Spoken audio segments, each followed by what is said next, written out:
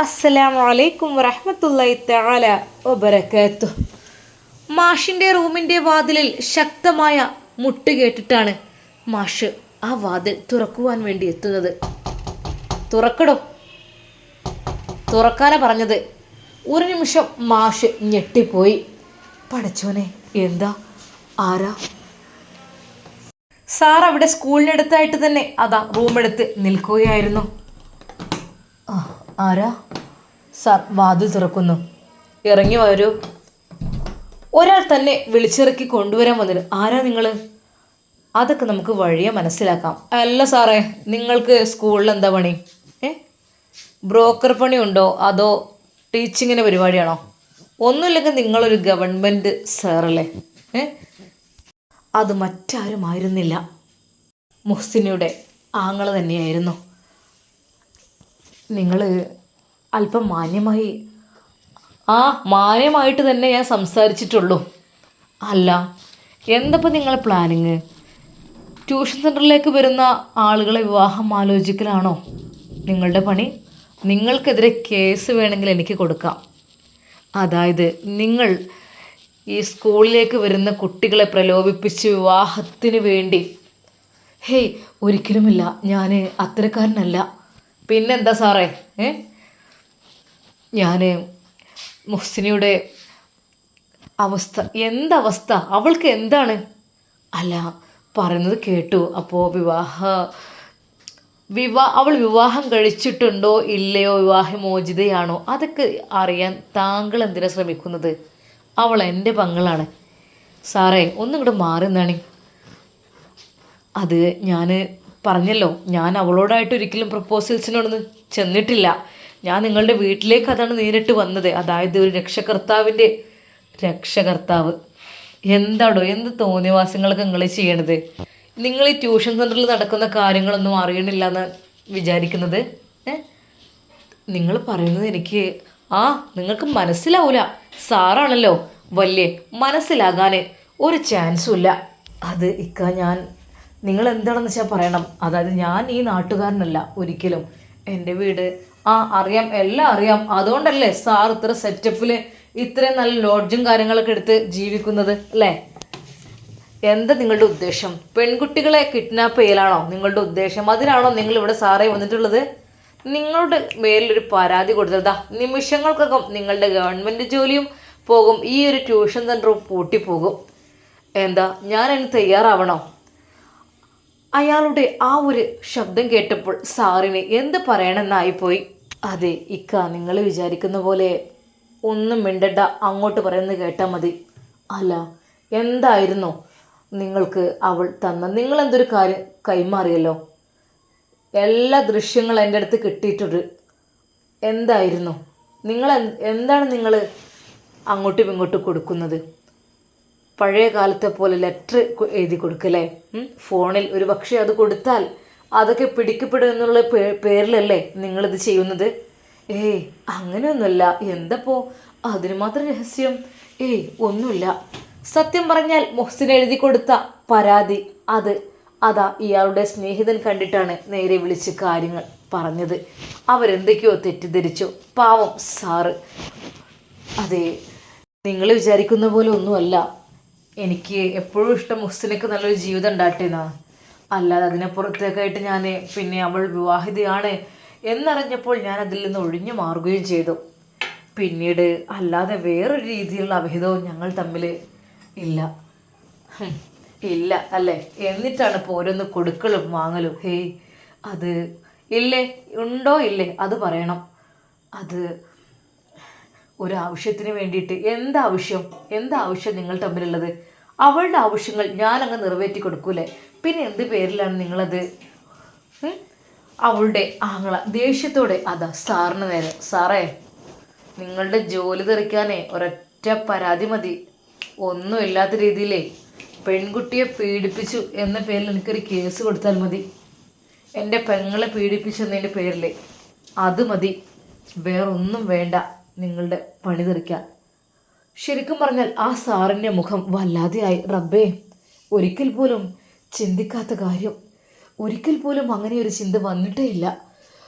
വന്നിരുന്നു, അവളെ വിവാഹം കഴിക്കണമെന്നറിഞ്ഞ് ആശിച്ചിരുന്നു. പക്ഷേ അത് അവൾ തൻ്റെ ഭർത്താവിന് വേണ്ടി കാത്തിരിക്കുകയാണെന്നറിഞ്ഞപ്പോൾ അതിൽ നിന്ന് ഒഴിഞ്ഞു മാറുകയും ചെയ്തു.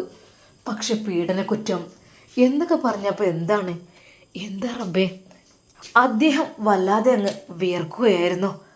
കണ്ടില്ലേ വിയർക്കുന്നത്? എന്തൊക്കെയാണ് ഇവിടെ സംഭവിക്കുന്നത്? ടോട്ടലി ഈ ഒരു ട്യൂഷൻ സെൻറ്ററിനെ കുറിച്ച് എന്തെങ്കിലും ഞാൻ ഒന്ന് കൊടുത്തു കഴിഞ്ഞാൽ പിന്നെ ഒരു രക്ഷിതാക്കളും മക്കളെ ഇങ്ങോട്ട് വരില്ല, ഇങ്ങോട്ട് വിടില്ല. ഇക്ക അതിന് ഇവിടെ ഒന്നും സംഭവിക്കുന്നില്ല. പക്ഷേ കുറച്ച് നേരത്തെ വരാൻ പറയാ, നേരം വൈകി വീട്ടിലേക്ക് എത്തുക, അങ്ങനെയൊക്കെ ആകുമ്പോഴല്ലേ പരിപാടികളൊക്കെ നടക്കുക. സാറേ, ഇനി കൂടുതലായിട്ട് നിങ്ങളെ വിളച്ചിലിവിടെ നടക്കൂല. നിങ്ങളിവിടെ ട്യൂഷൻ സെൻറ്റർ സെറ്റാക്കി, ഗവൺമെൻറ് ജോലി കാര്യങ്ങൾ, വലിയ ഹൈ ലെവൽ ഹോട്ടലിൽ താമസം കാര്യങ്ങൾ ഒക്കെ, ഒരു ഗവൺമെൻറ് ജോലിക്കാരൻ എന്ന് പറഞ്ഞ ആ ഒരു അഭിമാനം ഉണ്ടല്ലോ നിങ്ങളെ, ആ ഒരു അഹങ്കാരം, അതൊക്കെ ഇല്ലാതാകാൻ നിമിഷങ്ങൾ മതി. നിങ്ങൾ വേണ്ടാത്ത പണിക്ക് നിൽക്കരുത്. മുഹ്സിനയുമായിട്ട് എന്തെങ്കിലും ബന്ധമുണ്ടെങ്കിൽ അത് ഇന്ന് അവസാനിപ്പിച്ചിരിക്കണം. ഇന്ന് ഇപ്പോൾ ഒന്നുമില്ല, ഒരു ബന്ധവുമില്ല. എന്തൊക്കെ കൈമാറിയെന്നോ അതൊക്കെയാണല്ലോ ഇവിടെ അറിഞ്ഞത്. ശരിക്കും അയാൾ ഞെട്ടിപ്പോയി. എന്താ റബ്ബേ, അവളൊരു പരാതി എഴുതി തന്നു അവളുടെ ജീവിതത്തെക്കുറിച്ച്. അതെൻ്റെ ഫ്രണ്ട് ഒരു പോലീസാണ്. അവന് കൊടുത്തു കഴിഞ്ഞാൽ അതൊരു പക്ഷേ അത് സ്റ്റേഷനിലെത്തി, അല്ലെങ്കിൽ നേരിട്ട് ഞാൻ തന്നെ കൊടുക്കുക. അത് അവൾക്ക് ബുദ്ധിമുട്ടാണെങ്കിൽ വേണ്ട, അല്ലെങ്കിൽ അവളെ തന്നെ അത് കൊണ്ടുപോയി കൊടുക്കുക. അല്ലാതെ അവൾക്കും വേണ്ടേ നീതി കിട്ടുക? അല്ലാതെ അതേ ഞാൻ ചെയ്തിട്ടുള്ളൂ, അല്ലാത്തൊരു കുറ്റവും. പക്ഷെ അവളുടെ ആങ്ങളയോട് അത് സാറ് തുറന്നു പറഞ്ഞില്ല. അഥവാ പറഞ്ഞാൽ തന്നെ അവളെ തല്ലിക്കൊല്ലും എന്നറിഞ്ഞത് കൊണ്ട് തന്നെ അത് നിശബ്ദമായി സൈലൻ്റായി അവിടെ നിൽക്കുകയായിരുന്നു. സാറേ കേട്ടല്ലോ, പിന്നെ എൻ്റെ പെങ്ങളെ ഇനി ഇങ്ങോട്ട് ഞാൻ വിടുന്നില്ല. അഥവാ അവൾ വന്നു കഴിഞ്ഞാൽ നിങ്ങളെ പേരിലായിരിക്കും ഞാൻ കേസ് കൊടുക്കുക, ഓർത്തോ എന്ന് പറഞ്ഞുകൊണ്ട് ഫിറോസ് അവിടെ നിന്ന് ഇറങ്ങുന്നു. നേരെ വീട്ടിലേക്ക്. ഏയ്, ആരുമില്ല ഇവിടെ? ബല്ലടി കേട്ടിട്ടും മിണ്ടാതെ പതുങ്ങിയിരിക്കുകയാണോ? വാതിലിൽ ശക്തമായി മുട്ടിക്കൊണ്ട് ഫിറോസ് വീട്ടിലേക്ക് വരുന്നു. ഉമ്മ വന്ന് വാതിൽ തുറക്കുന്നു. എന്താ മോനെ ഇത്? ബെല്ലടിച്ച ആളുകൊണ്ട് എത്തുമ്പോത്തിന് വാതിൽ പൊളിക്കണോ? ചിലപ്പം പൊളിക്കേണ്ടൊക്കെ വരും. എല്ലാവരും കൂടിയും എന്നെ അങ്ങ് പൊട്ടനാക്കാണ്. മോനെ ഫിറോസേ, നല്ല രീതിയിലായിരുന്നു നീ ഇത്രയും കാലം ജീവിച്ചിരുന്നത്, നല്ല രീതിയിൽ മദ്രസയും കാര്യങ്ങളും ഒക്കെ ആയിട്ട്. പക്ഷെ ഈടെയായിട്ട് ഈ ആളാക്കി ഇങ്ങോട്ട് മാറിയിക്കണ്. നീ ഇനി ആ മക്കളെ പഠിപ്പിക്കാനൊന്നും പോകില്ല. അതിനാരാ പോകുന്നു? ഞാൻ പോകുന്നൊന്നുമില്ല. എന്തിനു പോകേണ്ട ആവശ്യം? ഞാൻ പോകുന്നില്ല, ഞാൻ വേറെ എന്തെങ്കിലും പണി നോക്കാണ്. എനിക്കിതാവൂല. എന്താ മോനെ ഈ പറയണത്? എന്നെക്കൊണ്ട് കഴിയൂല. ഒരു ഉസ്താദായ ഞാൻ ആ ഒരു ജോലിയെ ഉപേക്ഷിച്ച് പോകണം. ഒന്നുമല്ല, എനിക്ക് കഴിയൂല. എനിക്ക് കുറച്ച് തല്ലേണ്ട പ്രശ്നങ്ങളൊക്കെ വരുന്നുണ്ട് ഇപ്പോൾ. അപ്പോൾ ഉസ്താദ് തല്ലിന്ന് പറഞ്ഞാൽ മോശമല്ലേ? അതുകൊണ്ട് ആ ജോലി ഞാനങ്ങ് ഉപേക്ഷിച്ചു. ഞാൻ വല്ല കൂലിപ്പണിക്കോ എന്തിനെങ്കിലും പോയിക്കോളാം. അതിനിപ്പോൾ എന്താ? അല്ലെങ്കിൽ ഇവിടെ കാറുണ്ടല്ലോ, അതൊക്കെയാണ് വിറ്റ് കഴിയണം. അല്ലാതെ ഇപ്പോൾ എന്താ? ആദ്യം ഇത്രയും ഇല്ലാത്ത സാഹചര്യത്തിൽ വളർന്നുണ്ടായതല്ലേ, അങ്ങനെ മതി, അങ്ങനെ ജീവിച്ചാൽ മതി. എന്താ ഫിറോസെ, എനിക്ക് എന്താ പിരാന്ത് ഇളകിക്കണോ? പിരാന്തൊക്കെ ഇളകും. എന്താ ഇജ്ജ് കാര്യം പറയ കുട്ടിയെ. എന്തിനാണ് അവൾ ട്യൂഷൻ സെൻറ്ററിൽ പോണത്? ഞാൻ നിങ്ങളോട് പറഞ്ഞിട്ടില്ല അവൾ പറഞ്ഞേക്കണ്ടെന്ന്. മോനെ എന്താ കാര്യം? എന്താ ഇനിയിപ്പോൾ? ആൾക്കാർ ഇതൊന്ന് പറയാണ്. ഞാൻ നേരെ അവൻ്റെ അടുത്തൊക്കെ ചെന്നത്. ആരടുത്തേക്ക്? ഞാൻ ആ സാറിൻ്റെ അടുത്തേക്ക് ചെന്നു. എന്താ അവൻ്റെ പേര്? അജ്മൽ സാറോ? അജ്മൽ. ഓൻ്റെ അടുത്തേക്ക് ഞാൻ ചെന്നു, കാര്യങ്ങൾ പറഞ്ഞിട്ടുണ്ട്. ഇനി എൻ്റെ പെങ്ങളെങ്ങാനും ഇവിടേക്ക് നീ കടത്തിയിട്ടുണ്ട്, നിൻ്റെ ജോലി ഞാൻ കളയുമെന്ന് പറഞ്ഞിട്ടുണ്ട്. മോനെ ഈ എന്താടേ പറയണത്? ഓലവിടെ ജീവിച്ചോട്ടെ, നല്ലൊരു മാഷാണല്ലോ അത്. എന്തിനാ ജോനെ? അതിനത്ര പ്രായവും ഇല്ല. അപ്പം എല്ലാവരും കൂടി അങ്ങോട്ട് മാഷിനങ്ങോട്ട് ഇഷ്ടപ്പെട്ടിക്കണല്ലേ? അല്ല മോൻ അങ്ങനെ ചിന്തിക്കല്ലേ. പിന്നെ ഓൾക്ക് അങ്ങോട്ട് പോകാൻ ഇഷ്ടമുണ്ട്, ഓൾ പോയി അരച്ചിട്ട് എനിക്കിപ്പോൾ എന്താ? അതെ, ഞാൻ ഇവിടെ നാട് വിട്ടു പോകണം, ഞാൻ ഇവിടെ നിൽക്കണമെന്നില്ല. നിങ്ങൾ ഇഷ്ടം പോലെ എന്താ വെച്ചാൽ കാട്ടിക്കോളി. ഓരോരുത്തരും എന്നോട് വിളിച്ചെന്താ പറയുന്നോ? ഉമ്മ നിങ്ങളോട് ഞാൻ പറയാണ്, അവളും അവനായിട്ടും എന്തോ അവിഹിതമുണ്ട് എന്നൊക്കെ പറഞ്ഞ് പരക്കുന്നുണ്ട്. മോനെ എന്തേ പറയണത്? ആരേ പറയണത്? റബ്ബേ, എൻ്റെ കുട്ടീനെ കുറിച്ച് ഇങ്ങനെ. നിങ്ങളെ കുട്ടി ആദ്യം നല്ല കുട്ടിയായിരുന്നു, ഇപ്പോൾ മറ്റോ ഉപേക്ഷിച്ച് പോയപ്പോൾ വേറെ ആൾക്കാരെ തേടി പിടിക്കല ഓളെ പണി. മോനെ വായടക്ക്, അനാവശ്യം പറയരുത് കേട്ടോ. പെട്ടെന്ന് ഫർഹബി അങ്ങോട്ട് കടന്നു വന്നു. എന്ത് പ്രശ്നം റബ്ബേ? ഒന്നും പ്രശ്നങ്ങളൊക്കെ പണിയല്ലോ ട്യൂഷൻ സെൻ്ററിലൊക്കെ പറഞ്ഞയച്ചത്. എന്തിനു വേണ്ടിയിട്ടാണ്? ഓരോ പ്രശ്നങ്ങൾ, ഓരോ ആണുങ്ങളായിട്ട് ഇങ്ങനെ ഓരോ പ്രശ്നങ്ങൾ പറഞ്ഞുണ്ടാക്കാൻ.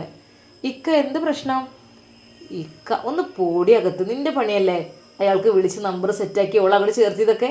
പിന്നെ നീ എന്തിനാ ഇവിടെ വന്ന് എന്താ പ്രശ്നം എന്ന് വെച്ച് നിൽക്കണേ? നിങ്ങൾ പറഞ്ഞെങ്കിലല്ലേ. എന്താണ് റബ്ബേ ചെയ്യുക? എനിക്കറിയുന്നില്ല. മുസ്സിയേ ഉമ്മ അതാ വിളിക്കുന്നു. ആ എന്തുമ്മ, എന്ത് പ്രശ്നം? ആങ്ങള ദേഷ്യത്തോടെ അവളുടെ മുഖത്തേക്ക് നോക്കുന്നു. മുഹ്സിന, നിന്നോട് ഞാൻ പറഞ്ഞ ഞാൻ കേട്ടില്ല, നീ അനുസരിച്ചില്ല അല്ലേ? നീ നിൻ്റെ ഇഷ്ടം പോലെ അങ്ങോട്ട് നടന്നു. ഇപ്പോൾ പല പേരാണ് നിൻ്റെ പേരിൽ വരുന്നത്. എന്താടേ നീയും അവനായിട്ടുള്ള ബന്ധം? നീയും അജ്മലുമായിട്ട് എന്ത് ബന്ധമാണുള്ളത്? നിൻ്റെ ട്യൂഷൻ സെൻ്ററിലെ സാറുമായിട്ട് നിനക്ക് എന്ത് ബന്ധമുള്ളത്? എനിക്കിത് ഇപ്പം അറിയണം, ഇപ്പം അറിഞ്ഞിരിക്കണം. ഇക്ക ഒന്നുമില്ല കണ്ടിലുള്ള കള്ള കണ്ണീര്. ഇക്ക എൻ്റെ ഉപ്പയാണ് സത്യം, ഒന്നുമില്ല. എന്തിനാടി മരിച്ചു പോയി കിടക്കണം ആ സാധുവിനൊക്കെ വിളിച്ചിരുന്ന് സത്യം ചെയ്യുന്നത്? എടാ ഓള് പറഞ്ഞത് കേട്ടില്ലേ? എനിക്ക് വിശ്വസിക്കാൻ പ്രയാസമാണ്. ആളുകൾ കണ്ട കാര്യമാണ് ഇവിടെ പറയുന്നത്. എന്തൊക്കെ കണ്ടത്? നിനക്ക് അറിയില്ലല്ലോ. എന്തെയോ അവനക്ക് കൊണ്ടേ കൊടുക്കണത്? ആരും അറിയാതെ, ആരില്ലാത്ത സമയത്ത്. ഒരു നിമിഷം അവളാകെ പരുങ്ങിപ്പോയി. അവളാകെ വിയർത്തു. അല്ല, പരാതി എഴുതിയതാണ്, അല്ലാതെ വേറൊന്നുമല്ല. പക്ഷെ അത് പറയടി, എന്താ നിങ്ങളെന്താ ലെറ്റർ കൊടുത്തുന്നോ? അങ്ങനെ എനിക്ക് പറഞ്ഞു കേൾക്കും. പഴയ കാലത്തെ രീതിയായിരിക്കും അല്ലേ? ഫോണിലാണെങ്കിൽ ആരെങ്കിലും കണ്ടുപിടിക്കല്ലോ. നല്ല ഐഡിയ, ബെസ്റ്റ്. ഇക്ക അല്ലല്ല, ഒരിക്കലും അല്ല. പിന്നെന്താ, നീ എന്തെങ്കിലും കൊടുത്തു അവനക്ക്? അവൾ മിണ്ടാതെ നിന്നു. അവൾക്ക് മിണ്ടാൻ കഴിയുന്നില്ലായിരുന്നു. കണ്ടില്ലമ്മ, അങ്ങോട്ട് നോക്ക്, അവളോട് ചോദിച്ചൊക്കെ കൊടുത്തോ ഇല്ല എന്നുള്ളത്. പറ മോളെ, കുട്ടി എന്താ കൊടുത്തത്? എന്തെനിക്ക് തന്നത്?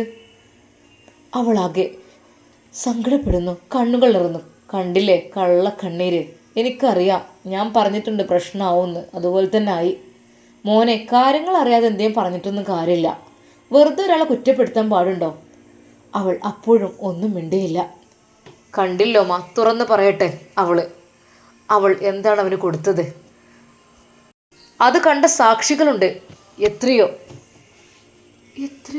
അത് മോളെ, സിനാനെ മറന്നുല്ലേ സിനാനെ ഇതുവരെ സിനാനെന്ന് മനസ്സിൽ വെച്ച് നടന്ന് മറന്നോ? ഓനെ മറന്നുല്ലേ? ഇതുവരെ കരഞ്ഞോള്. ഞാൻ പ്രാർത്ഥിക്കായിരുന്നു പഠിച്ചോനെ ഹൈറാണെങ്കിൽ ഒരുമിപ്പിച്ച് കൊടുക്കുക എന്നുള്ളത്. ഇപ്പോൾ ഒക്കെ മറന്ന് എന്തിനാ മോളെ അതിനൊക്കെ നിൽക്കണത്? ഉമ്മ, ഞാനതിന് നിന്നിട്ടില്ല. എന്തിനാ നിങ്ങൾ? ഒന്നും പറയണ്ട, ഒക്കെ ഇവിടെ അറിയാം. വല്ലാത്തൊരു.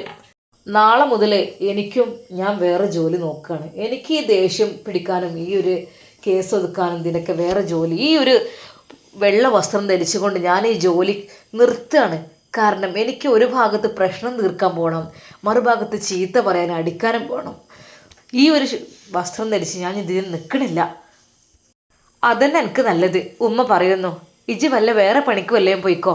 എൻ്റെ മനസ്സും ഒക്കെ ആളാകെ മാറിയിക്കണേ. മനുഷ്യന്മാരോട് ശരിക്ക് പെരുമാറൽ വരെ ഇങ്ങി മറന്നു. എല്ലാവരോടും കുരച്ച് അടിക്കൊണ്ട് ഒരു സ്വഭാവം. അനക്ക് ഒക്കൂല ഉസ്താദിൻ്റെ ജോലി. എനിക്ക് വേറെന്തെങ്കിലും പണിക്ക് പോയിക്കോ. അത് തന്നെയാണ് ഫിറോസിന് തീരുമാനിക്കുന്നത്. വല്ല കൊട്ടേഷൻ സംഘവും അത് ഏറ്റെടുക്കാനാണ് എനിക്കൊന്നുകൂടി താല്പര്യം. കുറച്ച് ആളുകളെക്കൊന്ന് വക വരുത്താനുണ്ട്. എടാ, ഓരോന്നിനും ചെന്ന് വീണുകാണ്ടേ പിന്നെ ഈ വേണ്ടാത്ത പണിക്ക് നിൽക്കണ്ട. ജയിലിലിരിക്കും എൻ്റെ വാസം. ഉമ്മ ദേഷ്യത്തോടെ പറയുന്നു. ഒരു നിമിഷം മുഹ്സിനെ കരുതുന്നു. റബ്ബേ, എങ്ങനെയുള്ള വീടായിരുന്നു ഇതൊക്കെ! എത്ര നല്ല സന്തോഷത്തിലായിരുന്നു. ഇക്കയുടെ സ്നേഹം എല്ലാം. ഇക്ക ആളാകെ മാറിക്കഴിഞ്ഞു. എന്തൊക്കെയോ ആയിപ്പോയി ഇക്ക. എന്തൊക്കെ കൂട്ടുകാരുടെ ഇടയിൽ പെട്ട് എന്തൊക്കെ ആവോ? പഠിച്ചോനെ, മയക്കുമരുന്നിലൊക്കെ പെട്ടോ എന്നൊക്കെ അതാ മുഹ്സിനൊക്കെ തോന്നി തുടങ്ങുകയാണ്. ഇത്താ, ഹസനത്തിൻ്റെ വിളി. മോളെ, ഇക്കാക്ക് എന്തെങ്കിലും ഉണ്ടോ? അറിയില്ല. ഇക്ക മദ്രസ ജോലിയും ഒക്കെ ഒഴിവാക്കുകയാണത്രേ. ഇക്ക ഇനി റൗഡിയാളൊപ്പം കൂടുകയാണെന്ന്. പഠിച്ചോനെ ഇക്ക എന്തെങ്കിലും പെട്ടോ? പെട്ടെന്ന് ഫർഹബി അങ്ങോട്ട് വരുന്നു. അതെ, എല്ലാം കൂടി നിങ്ങളെക്കാക്ക് പിരാന്തായതാണ്. കാരണം മറ്റൊന്നുമല്ല, നിന്നെ കൊല്ലാക്കൊല ചെയ്യാൻ ശ്രമിച്ച ആ വീട് മുതൽ ഇക്കാക്ക് നല്ല ടെൻഷനാണ്. അതുകൊണ്ട് തന്നെയാണ്, വേറൊന്നുമല്ല. അന്ന് മുതൽ എന്തൊക്കെയാണ് കേട്ടു തുടങ്ങിയത്. ഇപ്പോൾ പിന്നെ ഇതും കൂടി ആയപ്പോൾ. മുസ്സിയെ, ഞാനൊരു കാര്യം പറയാം. ഇത്താൻ്റെ കുട്ടി നൈനി ട്യൂഷന് പോകണ്ട കേട്ടോ അവിടെ. അല്ലാതിപ്പോൾ എന്ത് ചെയ്യുക? ഇതിപ്പോൾ ആളാകെ മാറിയില്ലേ. ശരിയാണ്, ഞാനും ഇതിന് കൂട്ട് നിൽക്കണ്. ഞാൻ വിചാരിച്ചു എനിക്കൊന്നും ഇതാവണ്ടായി വിചാരിച്ചിട്ട്. അപ്പോൾ മൊത്തത്തിൽ ഒരാൾ എന്തെങ്കിലും പറഞ്ഞുണ്ടാക്കിയാൽ അത് ആൾക്കാർ അങ്ങനെ ഒന്നായിട്ട് ഇനിയിപ്പോൾ പറഞ്ഞിട്ട് കാര്യമില്ല. എന്തപ്പോൾ ചെയ്യാം? അല്ലെങ്കിൽ ജീവിതത്തിൽ സങ്കടമാണ്, അതിൻ്റെ മേൽക്കൂടെ ഇതും. എന്നാൽ ഈ സമയം അതാ മുഹ്സിനയുടെ ആങ്ങളയോട് പറഞ്ഞ ആൾ തന്നെ അതാ സിനാൻ്റെ ഫ്രണ്ടിനോടും ഈ കാര്യം പറയുകയാണ്. അതെ, പിന്നെ അറിഞ്ഞോ? എന്ത്? ആ സിനാൻ്റെ വൈഫില്ലേ, ഓളവിടെ ട്യൂഷൻ സെൻ്ററത്തെ സാറിനോട് ഓലെന്തോ തമ്മിൽ ഭയങ്കര അറ്റാച്ച്മെൻ്റ് ഒക്കെ ഉണ്ട്. ആ ഓനിപ്പോൾ ഇവിടെ ആർക്കറിയാം, ഓനിപ്പോൾ വലിയ ഇഷ്ടത്തിലല്ലല്ലോ. അവരെന്താ പ്രശ്നമൊക്കെ ആയിട്ട്? അല്ലെങ്കിൽ പെണ്ണുങ്ങൾക്ക് ഒന്ന് കഴിയുമ്പോഴേ ഒന്ന് കിട്ടും, അതുറപ്പാണ്. ഇപ്പം മൂപ്പര് നല്ല സാലറി ഒക്കെ ഉള്ള ആളാണ്. ഗവൺമെൻറ് ജോലി കാര്യങ്ങൾ, സ്വന്തമായിട്ട് ട്യൂഷൻ സെൻ്ററും കാര്യങ്ങളും ഒക്കെ ആയിട്ട്. എടാ, അങ്ങനെയൊന്നും ഉള്ളു ചെയ്യൂല. ആര് പറഞ്ഞു? ആ പെണ്ണ് നല്ല പെണ്ണാണല്ലോ. ആ നല്ലതൊക്കെ ആയിരിക്കും, ആണുങ്ങളൊക്കെ കിട്ടാതാവുമ്പോഴേ ചിലവർ ഓട്ടോമാറ്റിക്കലി മറ്റാണുങ്ങളെ കാണുമ്പോഴേ അവരുടെ ഇഷ്ടമൊക്കെ തോന്നുമായിരിക്കും. ഞാൻ എൻ്റെ കണ്ണുകൊണ്ട് കണ്ടല്ലടാ അവരെന്തൊക്കെ കൈമാറുന്നത് ആരും ഇല്ലാത്ത സമയത്ത്. അവനത് വിശ്വസിക്കാൻ കഴിഞ്ഞിരുന്നില്ല. അവൻ്റെ ഫ്രണ്ടായിരുന്നു ജസീലിനോട് ഈ ഒരു കാര്യം പറയട്ടെ എന്ന് അവൻ വിചാരിക്കുന്നു. അത് വേണ്ട, അല്ലെങ്കിൽ എന്തിനാ ഇപ്പോൾ വെറുതെ പ്രശ്നം ഉണ്ടാക്കണം? അതിൻ്റെ ഒന്നും ആവശ്യമില്ല. പക്ഷേ എന്നാൽ അപ്പോഴേക്കും ആ ന്യൂസ് അതാ സിനാൻ്റെ ചെവിയിലും എത്തുന്നു. എടാ സിനാനെ, എൻ്റെ ഭാര്യ ഉണ്ടല്ലോ. എൻ്റെ ഭാര്യ? ആ ഒരു വാക്ക് കേട്ടപ്പോൾ അവന് വളരെയധികം ആകാംക്ഷയാണ് തോന്നിയത്. എന്താ? എൻ്റെ ഭാര്യയല്ലേ ആ മുഹ്സിന? ഓളിപ്പോൾ ടീച്ചറൊക്കെ ആയി പോവല്ലേ? ടീച്ചറോ? എവിടെ? അവിടെ ട്യൂഷൻ സെൻ്ററിൽ ഓരോ വീടിൻ്റെ ഒക്കെ ആ ഭാഗത്തായിട്ടൊരു സാറും ഉണ്ട്. അപ്പോൾ ആ സാറിൻ്റെ കെയർ ഓഫിൽ ഇങ്ങനെ ഇപ്പോൾ എന്തായാലും എല്ലാവരും പറയണ നിൽക്കണത് ഓളെ സാറ് കെട്ടാൻ നിൽക്കുകയാണ്, എന്തൊക്കെയോ അവിഹിതമുണ്ട്. അത് കേട്ട് സിനാൻ ഞെട്ടിത്തെറിച്ചു പോയി. യാ അല്ലാ, ആ മെസ്സേജ് അവന് അത് ഉൾക്കൊള്ളാൻ കഴിഞ്ഞില്ല. ഒരു നിമിഷം അവൻ തലയിൽ കൈവച്ച് ഇരുന്നു പോയി. അല്ലാ റബ്ബേ, കൈകാലുകൾ കുഴഞ്ഞ് തനിക്കെന്തോ സംഭവിക്കുകയാണെന്ന് തോന്നിപ്പോയ സിനാന് ഒന്നും ചെയ്യാൻ കഴിയാത്ത അവസ്ഥ. അവൻ്റെ കണ്ണിൽ ഇരുട്ടടക്കുന്നു. മൊസി, എൻ്റെ മൊസി, എൻ്റെ കുട്ടി അങ്ങനെ എന്നോട് ചെയ്യൂലല്ലോ മൊസി. അവൻ മുഖം പൊത്തിക്കൊണ്ട് പൊട്ടിക്കരയുന്നു. അല്ലാ, എന്തൊരു പരീക്ഷണാണിത്. അല്ലാ, എന്നെങ്ങ് വിളിച്ചൂടെ? അവൻ കരഞ്ഞ് പ്രാർത്ഥിക്കുന്നു. ഇൻഷാ അല്ലാ നമുക്കിതിൻ്റെ ബാക്കി ഭാഗം നാളെ കാണാം. അതുവരേക്കും എല്ലാവർക്കും അസ്സലാമു അലൈക്കും വറഹ്മത്തുള്ളാഹി തആല വബറകാതുഹു.